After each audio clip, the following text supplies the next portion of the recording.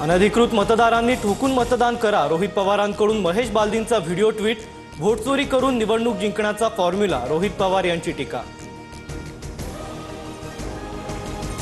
निलेश राणेंकडून पैशांचं कसं वाटप होतं हे दाखवण्याचा प्रयत्न, निवडणूक आयोगाने दखल घेण्याऐवजी गुन्हा दाखल करणं चुकीचं, संजय राऊतांची प्रतिक्रिया।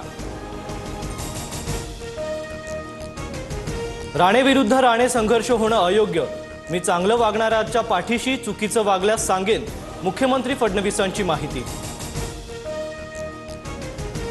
भ्रष्टाचाराचे आरोप झाले मात्र मी कुणाच्या 5 पैशांचा मिंधा नाही, सत्तेत असल्यास विकास करता येतो, उपमुख्यमंत्री अजित पवार यांचं वक्तव्य। मुंबईतील 11 विभागात आज आणि उद्या पाणी पुरवठा बंद, तर काही ठिकाणी कमी दाबानं पाणी, जलवाहिनींच्या कामाचा पाणी पुरवठ्यावर परिणाम।